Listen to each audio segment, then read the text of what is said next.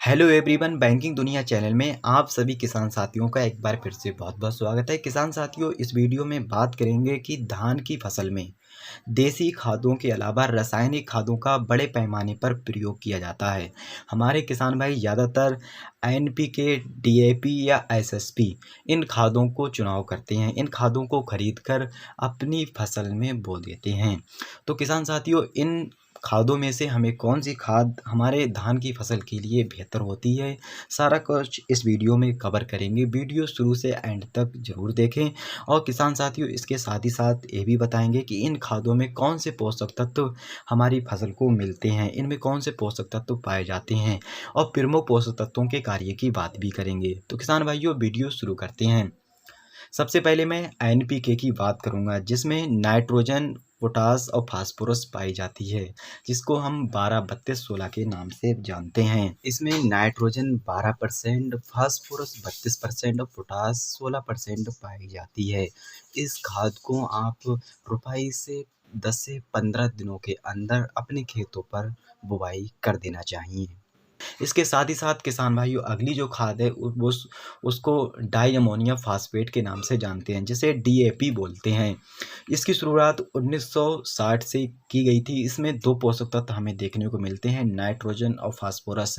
Nitrogen इसमें 18% और phosphorus 46% पाया जाता है। किसान साथियों, जो अगली हमारी खाद है एसएसपी, इसको हम मल्टी न्यूट्रिएंट्स खाद कहते हैं।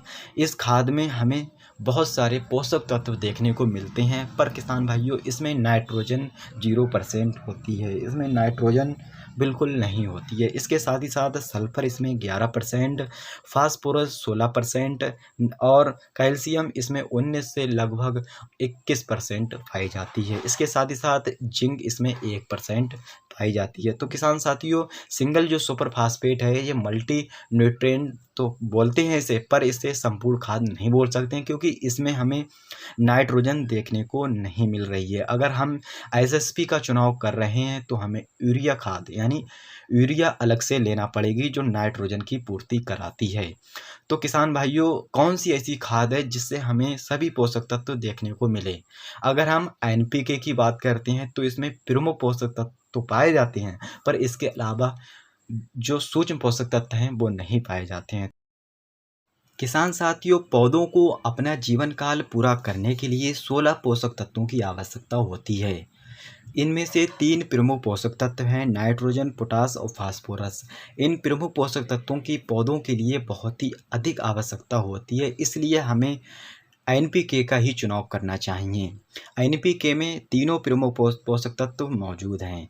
किसान साथियों, एनपीके का चुनाव करने के साथ ही साथ हमें इफ़को कंपनी का एक सागरिका के नाम से खाद आती है। इस खाद को भी एनपीके में मिलाकर अपने धान की फसल में लगा देंगे तो बहुत ही अच्छा रिजल्ट देखने को मिलेगा, क्योंकि एनपीके में हमें प्रमुख पोषक तत्व देखने को मिल जाते हैं और साथ ही साथ बचे जो प्रमुख और सूक्ष्म पोषक तत्व हैं वो हमें सागरिका के अंदर देखने को मिल जाते हैं, क्योंकि इन दोनों को खादों को मिक्स करके हमारी संपूर्ण पोषक तत्व वाली खाद बन जाती है। और किसान साथियों, अगर मैं डीएपी यानी डाई अमोनियम की फास्फेट की बात करूं तो इसमें हमें पोटास देखने को नहीं मिलती है। इसके साथ ही साथ एसएसपी की बात करूं, सिंगल सुपर फास्फेट की, तो इसमें हमें नाइट्रोजन देखने को नहीं मिलती है। तो किसान साथियों, प्रमुख पोषक तत्व वाली खाद ही डालना चाहिए, जिससे कि हमारी फसल अच्छे से ग्रोथ कर सके। अब बात कर लेते हैं कि सागरिका हमें धान की फसल में कितनी मात्रा में डालनी चाहिए। तो किसान साथियों, 10 केजी प्रति एकड़ के हिसाब से हमें सागरिका एनपीके में मिलाकर धान की फसल में लगानी चाहिए। अगर आप सादा सागरिका बोना चाह रहे हैं तब भी बो सकते हैं। अगर एनपीके में मिलाकर बोएंगे तो आपको बहुत ही अच्छा रिजल्ट देखने को मिलेगा। अगर मैं एनपीके की बात करूं तो आप इसकी मात्रा अपने हिसाब से डाल सकते हैं। किसान साथियों, चलते चलते नाइट्रोजन, पोटास और फास्फोरस की कार्य की बात कर लेते हैं। सबसे पहले बात करेंगे नाइट्रोजन। नाइट्रोजन ये पौधों के लिए सबसे ज़रूरी तत्व है, बिना इसके पौधों की ग्रोथ रुक जाती है। नाइट्रोजन जड़ तथा पत्तियों के बनने में भी सहायता प्रदान करता है, यानी उनकी जो ग्रोथ होती है उसको बढ़ाने में सहायता प्रदान करता है। अब बात कर लेते हैं फास्फोरस। फास्फोरस एक ऐसा तत्व है जो तना, फल को शेड्यूल यानी कठोर यानी शक्तिशाली बनाता है। इसके साथ ही साथ जड़ों के विकास में भी कार्य करता है, तना को शेड्यूल बनाता है, मजबूती देता है। अब बात कर लेते हैं पोटास। पोटास रोगों से लड़ने की क्षमता प्रदान कराता है। इसके अलावा जो हमारी फसल मौसम से होकर गुजरती है उसको मतलब मौसम सहन करने की शक्तिशाली बनाता है। तो किसान साथियों, ये वीडियो आपको कैसी लगी हमें कमेंट बॉक्स में ज़रूर बताएं। और किसान साथियों, ये भी बताएं कि आप किस खाद का उपयोग अपने धान की फसल में कर रहे हैं।